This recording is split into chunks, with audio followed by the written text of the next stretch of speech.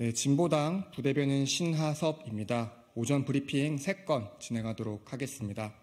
첫 번째 브리핑입니다. 김건희 연루 도이치모터스 재판마저도 입틀막입니까? 도이치모터스 주가 조작 사건 항소심 재판이 총선 이후로 연기되었다고 합니다. 전 국민이 알고 있는 것처럼 김건희 여사가 직접 연루된 사건으로 애초에 오는 7일 예정되었던 재판이 갑자기 총선 이후인 다음 달 25일로 변경된 것입니다. 김건희 여사는 1심 판결문에 무려 37번 등장하며 계좌 3개가 48번이나 주가 조작에 활용되었다고 이미 명시된 바 있습니다. 그럼에도 관련자 대부분이 유죄를 받은 상황에서 단 한 차례의 소환 조사도 받지 않았습니다. 누가 보더라도 충분히 의심을 살 만한 상황 아닙니까? 참담한 심경입니다. 특검 부결에 이은 재판 연기, 지금 대한민국에 3권 분립이 존재하기는 합니까?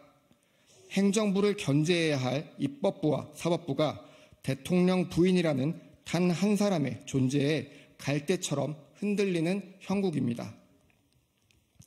최근 SNS에서는 이른바 입틀막 챌린지가 확산되고 있습니다. 거꾸로 절대로 입을 닫아서는 안 돼 사법부마저 그 챌린지에 동참한 것 같아 안타까움과 분노를 감출 길이 없습니다. 상식적으로 이 기이한 사법부의 입틀막 챌린지 동참이 과연 자발적이겠습니까? MBC 뉴스 날씨 보도에 파란색 1을 보고 한동훈 비상대책위원장은 아무리 편향방송 MBC라도 선을 넘었다고 발끈한 바 있습니다. 한동훈 위원장에게 다시 한번 묻겠습니다.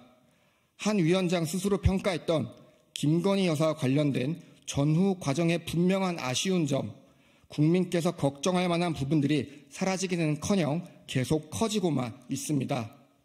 김건희 여사와 관련된 이 특수하고 이상한 상황들, 누가 보더라도 선을 넘은 것 아닙니까? 네, 두 번째 브리핑입니다. 입틀막 풍자한 SNL 괜찮으시겠습니까? 예능 프로그램 SNL 코리아에서 윤석열 대통령과 입틀막 사건을 풍자했습니다. 권혁수 배우가 합창 중에 애드립을 넣자 경호원들이 이를 끌고 가는 장면이었습니다. 윤석열 대통령으로 분장한 김민교 배우가 끌려나가는 이에게 눈길조차 주지 않은 것도 포인트였습니다.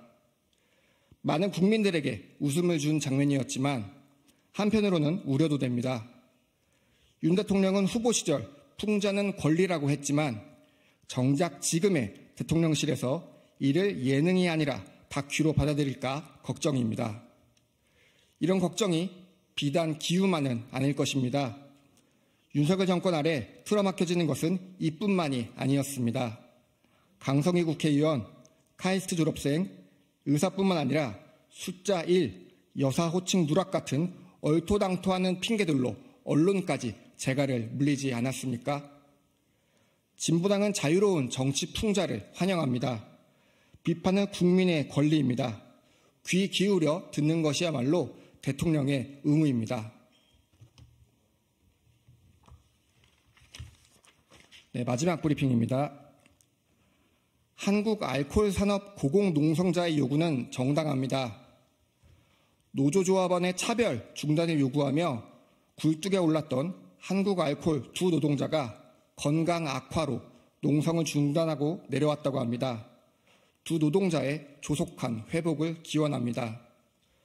화물연대 본부에 따르면 노동자들이 저체온증과 황달 증세를 보였음에도 사측은 의료진의 진료까지 거부했다고 합니다.